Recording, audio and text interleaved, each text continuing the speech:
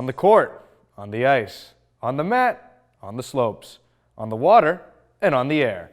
Another look at North Andover sports is on the way as Scarlet Knights SportScene hits double digits. And we're sure you'll dig it.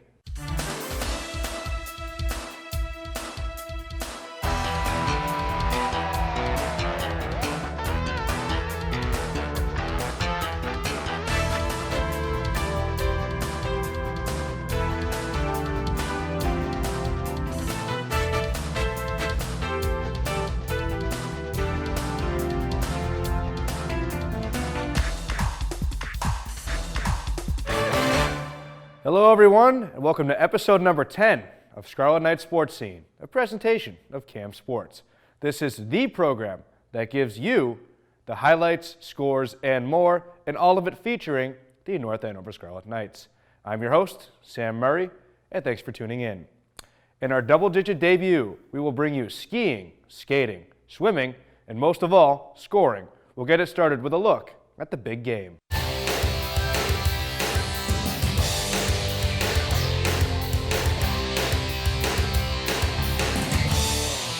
The boys varsity basketball team had only gotten 2 victories over the course of their first 10 games this season, a home win against Tewksbury and a W on the road against the Pioneer Charter School of Science.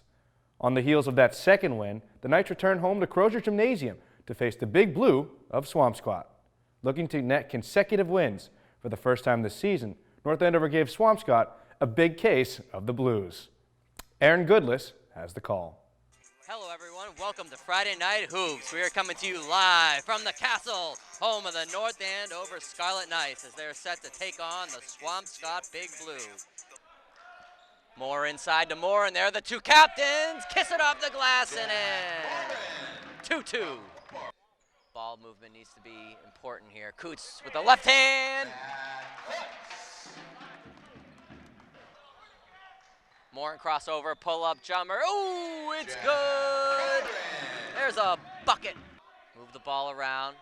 Moore looking for a cutter. He finds the cutter. It's Aiden Heim for the bucket. The Scarlet Knights have the 22-17 lead as they shut down number 21, Cam O'Brien, for the Big Blue. They're shading over to him, so that opens up one of these side shots. Nice pass to Heim. Castellanos looking like Steve Nash. Here's Connolly. The stretch 4. Bucket for 3. Take him, DeAndre King. Take him. That's exactly what I said. And he kissed it off the glass. Special delivery. DeAndre King.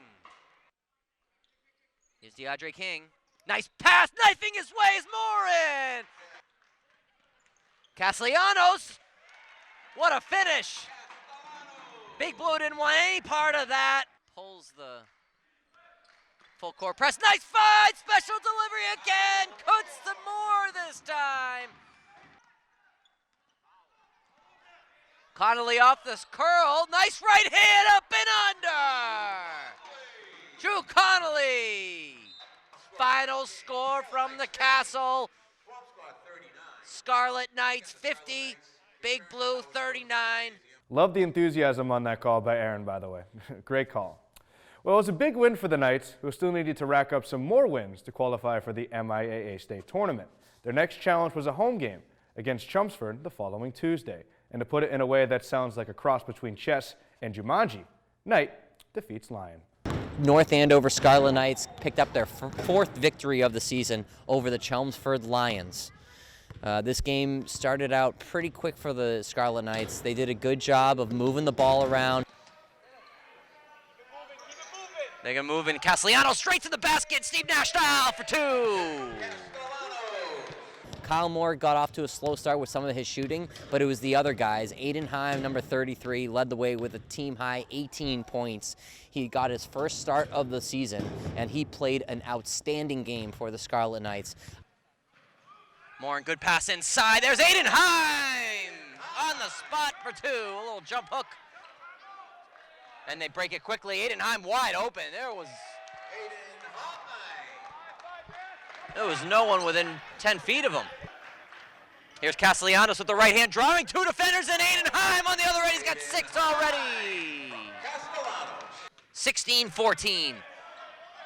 Good, tough defense. Aidenheim getting on the ground and making a play, drawing a jump ball.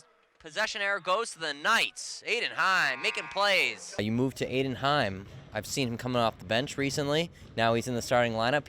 I think he had the most points on the team. So tell me, what have you been seeing during the week that made you want to put him in the starting lineup? Yeah, Aiden's been working hard at practice. I thought he had a really good game the other night. And so, we're just trying different lineups, see what clicks. And obviously, he played really well tonight. So it makes me look good when I do something like that. But he played great. Here's Heim, top of the key. Nice flash inside. Walensky, backdoor cut. Beautiful. The UCLA cut. Kyle Moore, corner three. Bucket! Kyle Moore finally on the board. At the top of the key, and they left Subi by himself on the smaller Castellanos. But here's Kutz, kiss it off the glass and in. How do you do? The Scarlet Knights lead the Chelmsford Lions 29-22. We'll head to halftime here. Here's Kyle Moore off the screen. Floats it inside to Heim. Chipped it in. Nice little floater in the lane. In a 5-point game, 34-29 Knights. Nice inside cut to Aidenheim. Kiss it off the glass and in. Walensky wants it again from the corner, but thought about it twice. Kyle Moore wants it. Special delivery, splash for three, Kyle Moore. Under 3 minutes remaining, 11-point game. Back to the 1-3-1. Kyle Moore will eat it up all day. Splash! Kyle Moore! Thought about swinging the ball. Get it back to Morin. Moore, nice no-look pass to Kyle Moore! Kyle Malone and John Stockton looked like right there. Nice play. And the Lions just are not playing with much anticipation here. Walensky wants another three. Buries it! Jake Walensky from downtown. Kutz inside, Aidenheim again! Johnny on the spot, Aidenheim. First team to 60 wins. Well, the Knights have that. And then some, because Aidenheim making plays. Nice backdoor cut. Kyle Moore with the bucket. Here at Crozier Gym at the Castle. The North Andover Scarlet Knights with their 4th victory of the season in a 73-45 victory over the Chelmsford Lions. Tell me about the resiliency of the team. I mean, you guys are kind of like a well-oiled machine when it comes to the offense. Everyone shares the ball, cutting no matter what. I love it. Yeah, I thought we moved. I just told them in the locker room, I thought we moved the ball really well. I thought we took some pretty good shots tonight. We limited our turnovers, and, Kyle's the kind of kid, if he misses 3 in a row, I just look at him, I say, keep shooting. He's earned that. He's been here 4 years, varsity player. So once he gets going, he sees the ball go in, and, he starts to get it going. The Chelmsford Lions go down to 1-10 on the season. As the North Andover Scarlet Knights pick up their 4th victory, they will play Drake-It in the next game. And since then, the boys added another win on the road in Drake-It, boosting their winning streak to 4 games and getting 5 wins on the season overall. That mark was just enough to qualify the North Andover boys for the MIAA State Tournament, the 6th time in 7 years under Coach Paul Tanglis. We'll keep you posted as to their progress on our next edition of Scarlet Knights SportScene. And now we'll dribble to the other side of the court with the girls' varsity team. Jess Davini's 2nd season at North Andover has been nothing short of a renaissance for the Knights as the team continues to eclipse last year's win total. And in true Renaissance fashion, they may have painted their masterpiece when it came time to play the Drake and Middies. Let's put on our fanciest beret and observe this exciting rapid recap.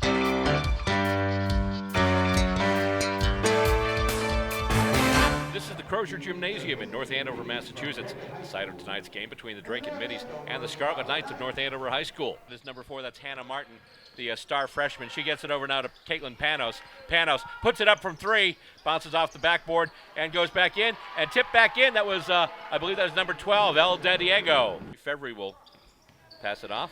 Her pass in, little too much mustard on it, goes off a couple of hands, and the pass goes down. Melanie down low, outside, big shot, bang, another 3-pointer. That was Hannah Martin with that one there. Teams are really going for that 3-point offense early on so far. Yeah, they're bombing a lot of shots in here. And there's another one going in, and that Another one there, and I think that's Connors again, so that's her second three. Panos pass over to this side, and Connors, Diego out to Panos, and ho! Little bit of a bank shot there. Oh, and then Panos trying to get the ball in that too. Whipple, pass back. Here we go again. Connors, bang! Nothing but net, and she adds to the lead. 23-14 in favor of the Scarlet Knights as Talbot now passes up, and that's Watkins. Watkins, is that going to be a charge or a block? Looks to be a charge. Yep. As a little banged up on that. Connors, yeah. But how about that? She hits the three, gets back on defense, and takes the charge. I mean, you couldn't ask for a better 5 seconds right there. Right. So. And pass it over now, and here we go. Shot for three, and that's going to be an air ball from Rogers. And now with it, Fevry trying to get rid of it. And they're pressing, and stolen underneath by Panos. Panos gets up, and the bucket goes to out to Diego. Over to Martin now. Big shot there from Connors. Bang! Another three-pointer from Connors. That looks effortless. And the Scarlet Knights will bring it back. That's Panos with it right now, directing traffic. And then she's going to put it up herself and hits it. Goes over, and Whipple passes over with it there. That's Flanagan. Flanagan hits for two. Feet just in bounds, but still good shot right there. Getting open, hitting the open shot. Find a target to pass to. That's a Martin. Martin gets it now over to a Melody. Pass over now. That's Whipple. Whipple's just going to launch it from three and hits it. Nothing but the bottom of the net, as they used to say. There we go. The final score here today from Crozier Gymnasium. The North Andover Scarlet Knights 68 and the Drake Middies 60. All right, I'm here from Crozier Gymnasium after a huge North Andover girls basketball win where they beat the Drake Middies by a final score of 68-60 for win number 7 on the season. And I'm here with the captains, of course, Sarah Melody, Caitlin Panos, and Nora Connors. Girls, first things first. Big win today. Can you just talk about what went right? Well, in a game where there were a lot of fouls called, we really hit most of our free throws. I think we were 31 for 39. Yep, so that was big. That was almost half of our points, so that was a big part in today's win. And we also didn't let it get into our heads that there were a lot of fouls being called because it was going both ways, but we utilized it and capitalized it instead of getting down about it. I really liked the boxing out that we had. We're a short team, so we have to box out. So it's a huge thing for us to do that, and I thought we did that really well. I was really proud of the girls. Now, really early in the beginning of the game, you guys utilized a full court press where you really just hounded the other team, really led to some key early points. Can you just talk about, that defensive mindset and really how you really utilized that today? Yeah, so we're a very athletic team, and we felt that we could just get up on them and get some early points, and that's exactly what we did. We were in it, we were ready, and we scored. Yeah, and it only really works if everybody's in it, so everybody moving the perfect way, we got it, and it was really nice the way that it worked out with the trap and then helping off, because if one thing isn't there, then it doesn't work, but we were all doing our job. I really like the press because I think it just sparks a fire within the team. Our intensity just builds off it. We capitalized on the layups, all the turnovers that we made them have, which was huge. So honestly, I love doing the press, and I'm excited to use it against other teams. Couple good individual performances today. Nora, you finished with 17. Caitlin, you had 13. And Sarah, while the score column might not indicate, you had a good game. I saw you crashing the board, saw you really hustling out there. So in a win like this, what really goes through your mind, on how to get prepared and obviously how to face your opponent like Drake? I think one of our main focuses is defense. We obviously focus on offense, but if we can play good defense on a team, the offense will come, and I think that's what we go into every game thinking. Yeah, and a big focus this year for us is, as Nora said, we're pretty short, so out-rebounding the other team, so crashing the boards on offense and limiting them to one shot, because if they only get one opportunity, then we know we can put in points on the offensive end. And as they said, defense is huge, but offensively, when we move the ball, everything goes right. So getting ready for games, we kind of just hype each other up and be there for as much as we can for the other, and then go from there, and hopefully we get a win. Yes, I am. Now, when I talked to you three at the beginning of the season, you guaranteed me a state tournament appearance. With win number 7, with enough said, you said it. So with win number 7, the state tournament has to be looking really good right now, right? Yeah, it's always been looking good. Yeah, but we're not settling. We're not getting Complacent, yeah. We're gonna go for, how many games do we have left? 8. We're getting 15 wins this year. Yeah, that's the goal. Yeah, reverse our record. That's what we want. Reverse the record. That's it. I like that goal a lot. Girls, congratulations on the win tonight, and best of luck the rest of the season. The girls faced a tough stretch following that Drake game, playing 3 games in just 5 days. They welcomed Tewksbury to Crozier Gymnasium on the 26th, grinding out a 37-35 victory. They then welcomed the Billerica Indians on the 28th, where the results were not the same, ultimately dropping that contest 52-39. They then wrapped up the week on the 31st with NBC top dog Central Catholic, dropping that contest 56-19. And with a tough stretch behind them, and the Knights seeing great improvement this season, a trip to the state tournament is in their cards. And after speaking with Davini and the captains on several occasions, including them guaranteeing me a trip to the tournament earlier this season, this is a hand they were destined to play. Now let's take this show outside and hit the slopes of Ski Bradford, where the members of the boys varsity ski team have been choosing their way to success. The boys are currently 8-1 on the season, with their lone loss occurring against ski powerhouse St. John's Prep. We were able to catch up with the captains Jack Muse, Caleb Litzter, and Peter Radulski after shredding some snow in this edition of Knights in Focus.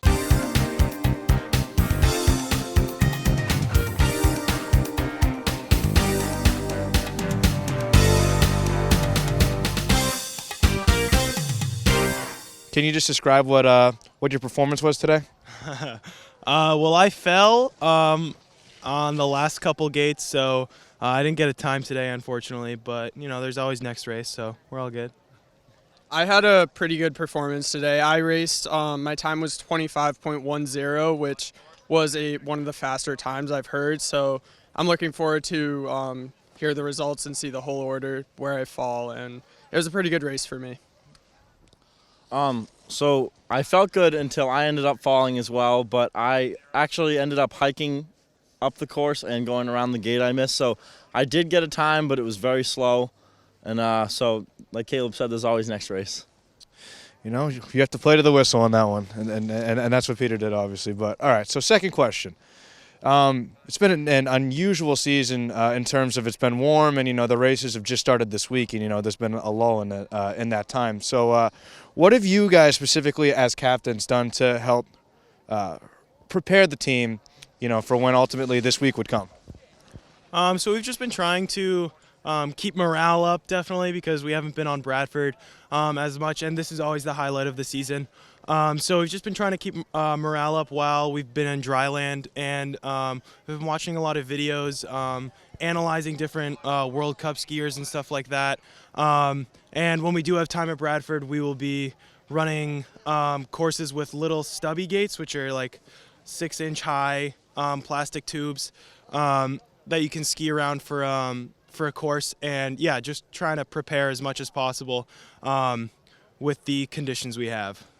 Yeah, agreed. We've had a pretty dry winter so far, so our first race being 2 days ago is very unusual. Usually our first race is the week coming back from winter vacation. So we've definitely had to work with the conditions that we've been given. That's part of ski racing. And we've been doing a lot of indoor training with working on our line by running around cones and showing people the different patterns that gates can have, especially in the more technical slalom course setup. So we've run some practices with GS-style gates, slalom gates. Even though we couldn't be on skis, we tried our best to emulate the situation that a real race would be, just with normal cones on a flat surface during dryland training. And definitely on top of what Caleb said about morale, I think since dryland can be like a dry, kind of almost boring, but it's very important to do the dryland, but it can be pretty boring.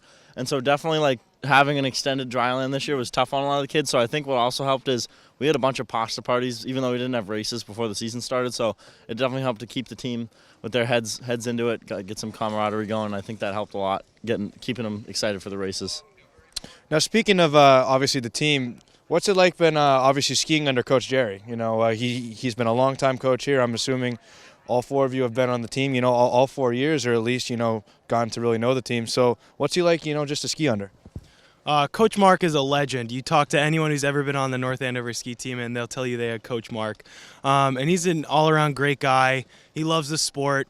he skis every day until 12 and then comes immediately after that to come coach us. So his life revolves around the sport, and you can really see the passion that he has for the sport and for racing. Going off of that, there's absolutely nobody that exists that is more passionate and knowledgeable about ski racing than Coach Mark. He has more experience than probably all the coaches do combined with his time as the North Andover High School ski coach, and he's been able to share so much experience with us that we've been able to help coach some of the other kids and he's shared knowledge with us that we can share with the rest of the team.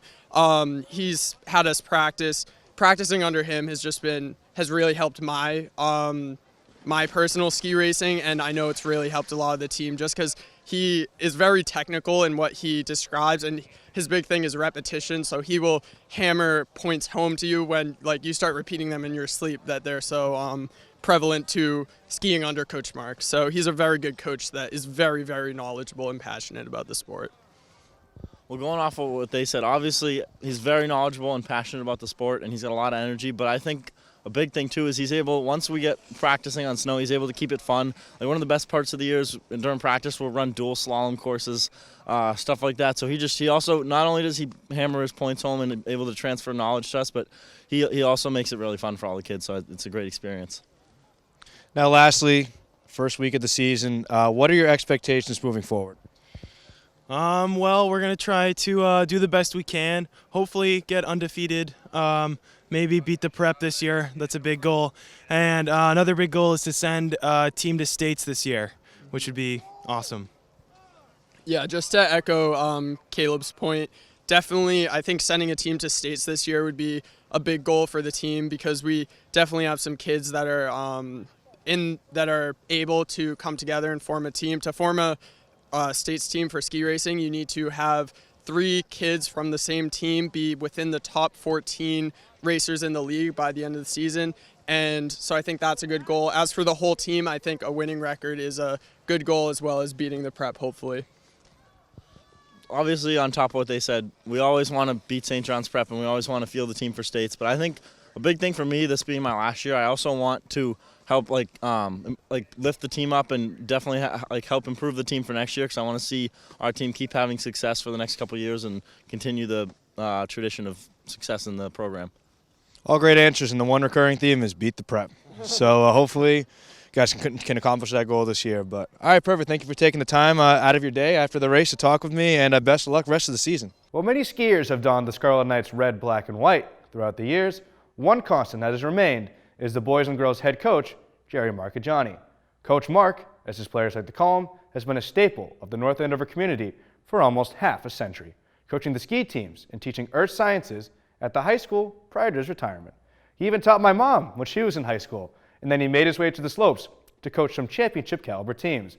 I caught up with him before the teams meet against Andover and St. John's, where he was more than happy to teach me some pointers in this edition of Ask the Coach.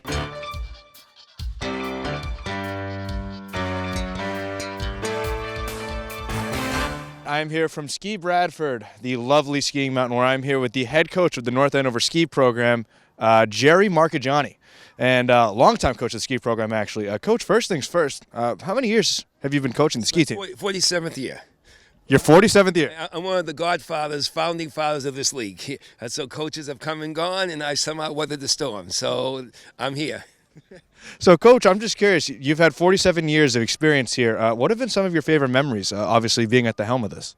Well, we had a girls' team a few years ago that were state champions. They were very competitive and obviously very good. And then we had a run where we had a girls' winning streak of 65 straight wins, which was 5 years. So we had girls graduate that never seen defeat.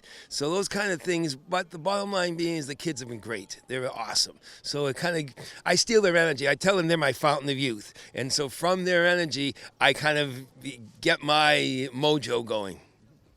Now, Coach, this has been an unusual season, really just to start off the bat, because it's been delayed with, the warm weather recently, and, I think you just started this week.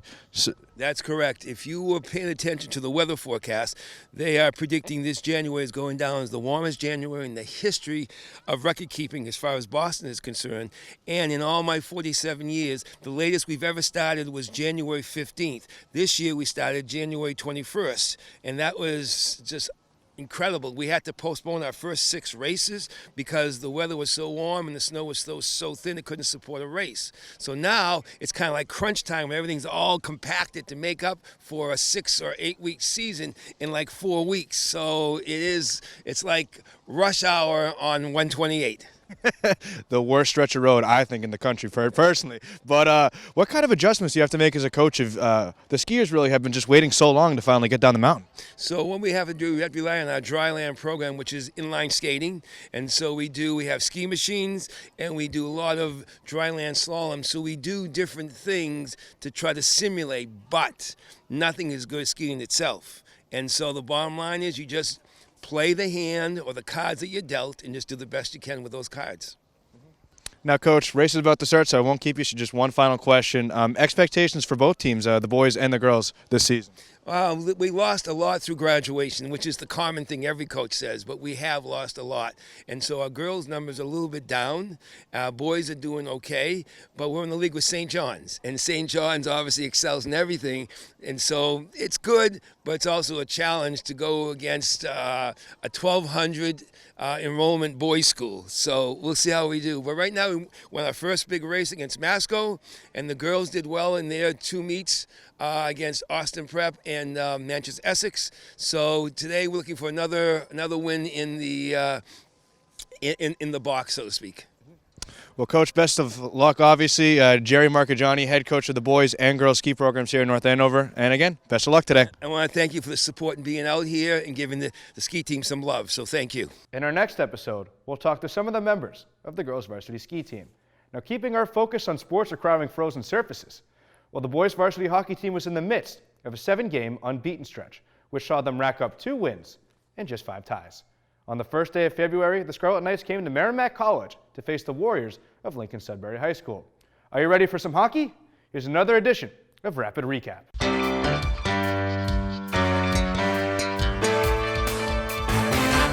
The North Andover Scarlet Knights returned to Merrimack College on the first weekend in February to take on new rival Lincoln Sudbury. Though the Knights and the Warriors have been better known as rivals on the football field in recent years, the respective hockey teams engaged in a tough, hard-fought battle. Picked up by Lincoln Sudbury and passing it ahead there's Kellen Osterman. And, oh, that's a big hit there. Nick Harold just laid out Johnny Oblak, who then has a big collision with Keegan Hughes. Lincoln Sudbury was the first team to see results, as standout senior Angelo Venuto was the first to find the back of the net. Hughes, pass up to Harold, that's intercepted. Here comes Lincoln Sudbury, right face-off circle. They take the shot, and another save by Green, and the rebound, the score! 3 minutes in, Lincoln Sudbury draws first blood. Both teams came out with quite a bit of aggression as the period went on, with North Andover fighting to get that first goal, and Lincoln Sudbury and Venuto getting their second. Chipped away by Hughes, tries to get up to Fredo. Fredo, a collision there as he hits Angelo Venuto. Venuto has the lone goal in the game. Goes back to the point now. Shot goes in, blocked in front, nice job there. Shot goes in and scores! That's another one from Venuto. Venuto with a second goal. The teams went into the locker rooms at the end of the first period with the Warriors holding a 2-goal lead. Both teams remained scoreless in the second period, though not for lack of trying. Both goaltenders were outstanding. Over to Venuto. Venuto tries to pass in. Oh, and a blocker save! That was beautiful. The deflection was headed toward the net. And Green got the blocker up and just steered that one right away. And with it now, here comes Lincoln Sudbury. With it there, that's Cullen. Cullen with a shot. And a glove save there by Green. It might have been going wide, but Patrick took no chances. North Andover special teams were able to kill off a 5-minute major penalty, most of it in the second period and part of it to start the third. Though the Knights also had their power play chances, they just could not get anything past Warrior goaltender Jack Hankey. Then, with 6.5 minutes left, the Knights finally had something to show for all their efforts. And it goes up now, and here we go. Jack Rowe's got it. Jack Rowe to Boyle. Boyle fires, and it's blocked in front. And another shot, another opportunity. Score! Right in front. I believe it was Boyle that got it. Scarlet Knights have been looking for a goal for the last 2 periods, and with 6:25 left to go in the third period, They finally get one past the Lincoln Sudbury goaltender. The Knights carried that newfound momentum into the latter stages of regulation, and it paid off. He is tied up. Fagan still able to almost swipe out. Shot! Score! TJ Frito! They have tied this up! After the Knights tied the score, Lincoln Sudbury called a timeout to discuss strategy. That must have been an inspiring discussion because they took the ensuing faceoff and held a clinic on puck movement. Back to the point now. That's Jones. Jones over. And they're trying to get a shot in. Oh my goodness! That looked like a set play because it was right after the timeout. 13 seconds after North Andover ties it up. Lincoln Sudbury goes back in the lead. And who gets the goal? Number 7, Venuto. He's got a hat trick.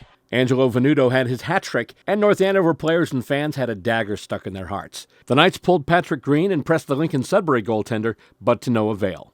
9 seconds, 8 seconds, and let's see, with it now, over to Harold. Harold, can he do it again? Harold with a shot in. Oh, they're trying to get it over to Fredo on the other side. Actually, that was Fagan. Shot goes in, and oh, that's it. The final score at Merrimack College's Lawler Arena, Lincoln Sudbury 3, North Andover 2. That loss snaps the Knights' 7-game unbeaten streak. Now that win cements Lincoln Sudbury's first-place position at Division II of the Merrimack Valley Dual County League. North Andover currently sits in third.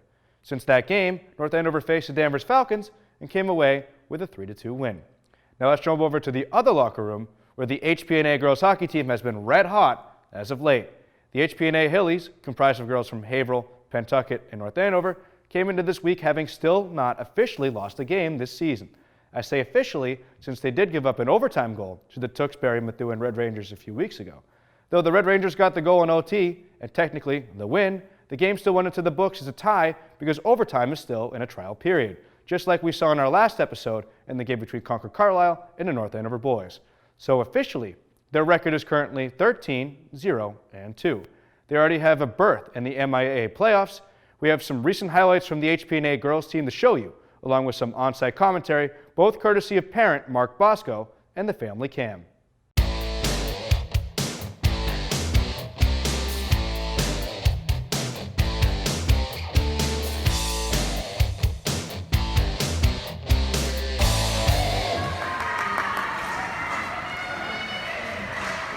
And we got a goal by Keating. 22 seconds in. Sends it on back. On net. And we got a goal! We got Zamorowski chasing, and looks like we're going to keep that puck in towards the net, and we got a goal! Pascucci scores from the blue line, pressuring the puck. And we got a goal by Scaffis. To herself, Keating's in for a break. And scores, short-handed on the 5-on-3, Keating. Here goes Buckley towards the net. And we got a goal by Alyssa Mazzocchi.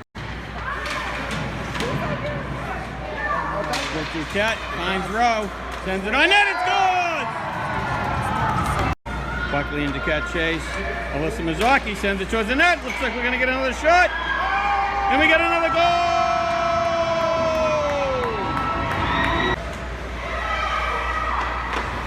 Bang! And we got a goal by Hannah Keating! And a nice pass to Kane, who's going to fire it on net. It's good! So we got Kane with the goal. Into the offensive zone, and she's gonna shoot it and score. So Eliana Kane, as we've seen multiple times this year, takes it around her own blue line, weaves her way through 2 or 3 players, gets a shot, gets her own rebound. Keating through center ice, Sarah Whitlock. And we got a goal by Keating. We get a rush with Zamorowski and Keating. And a goal! We got Morgan Whitlock on the goal for HPNA. Number 8, a nice save by Hubbard, who's going to break in for an opportunity. Point blank shot, saved by... With Albano defending, and Albano does a nice job. Aubrey Walter in the corner. And another shutout. Pascucci sends it on net and scores! And Bosco sends it to the net, and we get another goal! And freshman Shelby Nasser. And the pucks are landing at her feet, and she knows what to do with it. And we got Keating with the goal! And we got a goal! Bosco on the goal! Pascucci keeps it in. And we got a goal. And there goes Kane and puts it in. Sends it out front. A beautiful pass by Duquette. And then we're going to get a goal. HPNA still has a few more dates on its season schedule prior to the playoffs. Their upcoming games include matchups against Masconomet, Andover, and a rematch at home against Tewksbury-Methuen. Now, according to the latest rankings, HPNA is the 4th best girls high school hockey team in the state. The Scarlet Knights boys varsity team didn't exactly have the season they planned, but they went into the recent MVC championship meet with their heads held high. We checked out the championship meet and caught up with some of the North Andover swimmers in this edition of Night Talk. Another season is now officially in the record books for the North Andover boys varsity swim team. And though they did not have the kind of season they were expecting, the results were mainly positive, especially in light of the challenges this team had faced. Captains Thomas Bullock and Nick Ferrucci explain. So this season was kind of interesting. It's the smallest I've ever seen the team. We only had 8 guys this year, so it was a bit rough in that sense. We didn't have very many wins, but it was a good season. Individually, everyone was swimming strong. Everyone, was taking time off all their events, and the team was bonding well. So overall, I'd say it was a pretty good season. Season went pretty good as a whole. I think that I did a whole lot better this year than I did the past 2 years. It's my 3rd year on the team, and I think the team as a whole did pretty well. Everybody got better at swimming. We didn't have to teach anyone to swim this year, so that was good. Everybody stayed positive, and with the size of the team we had, it went pretty well. Though the team was shorthanded, they chose to keep an outlook which helped them, in the words of Harold Arlen and Johnny Mercer, accentuate the positive. With the team we had, with the 8 kids we had on the team, it went really well. It went better than I thought it would. Everybody was positive, no really negative actions or thoughts through the year. I think probably the best thing we can take away from this season is, obviously confidence in that we can do a lot with a few people. We only had 8 guys, but we had some close meets. We had some really fast times. So I guess the biggest takeaway would be that next season we're set to have a really strong season. Though short in numbers, as well as victories, the team did stick together, and their camaraderie bodes well for the future. So I'm the only senior on the team, so everyone is younger than me.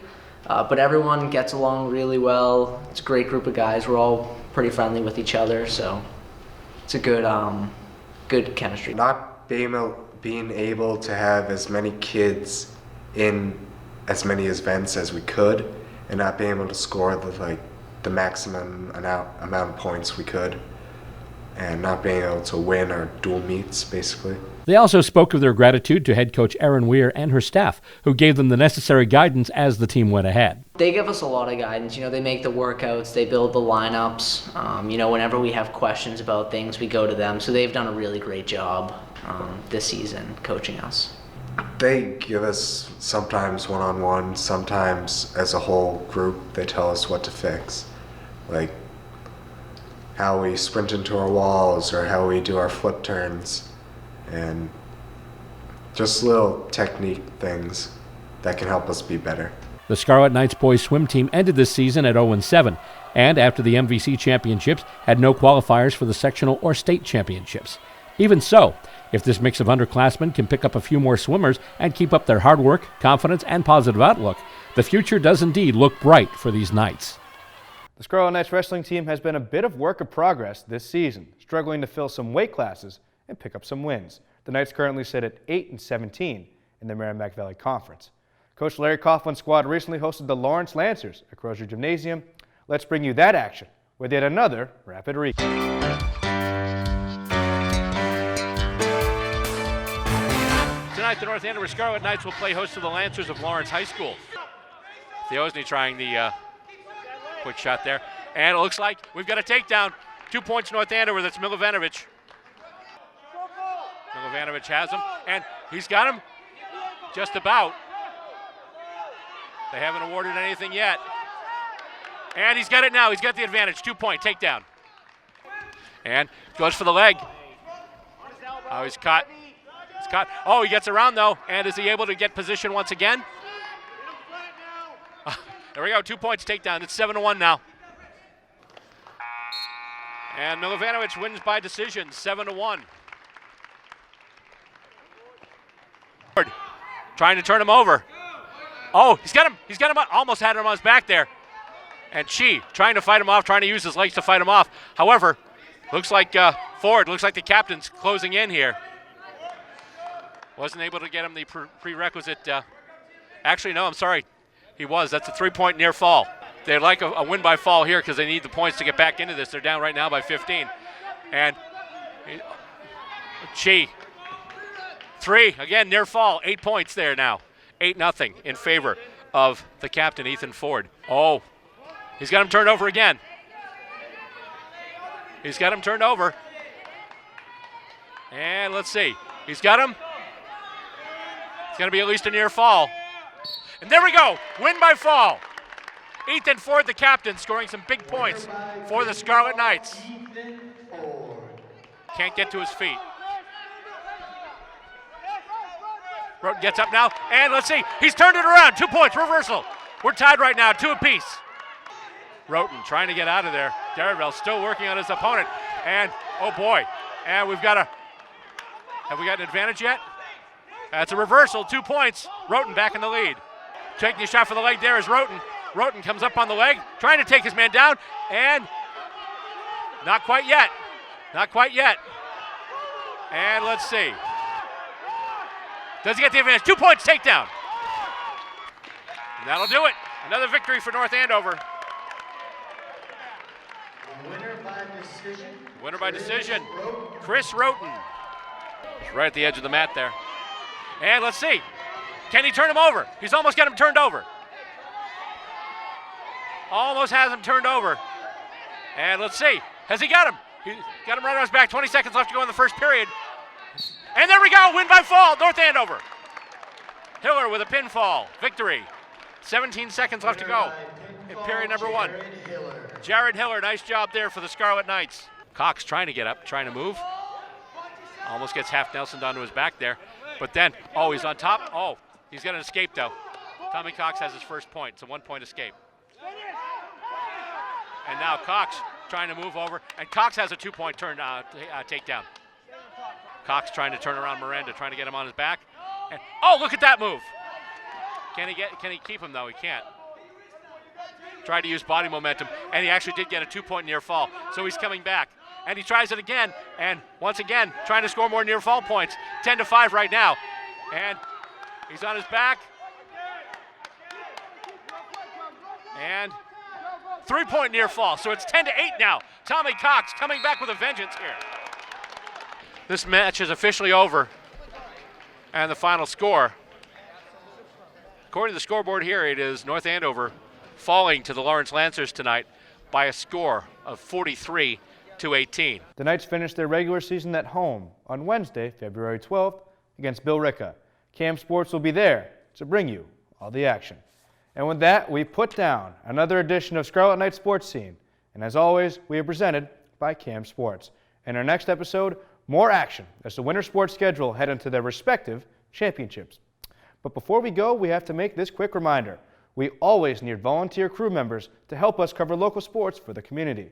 If you'd like to help out, just call us at 978-687-6570, or you can come to our brand new studio at 70 Main Street, Suite 202.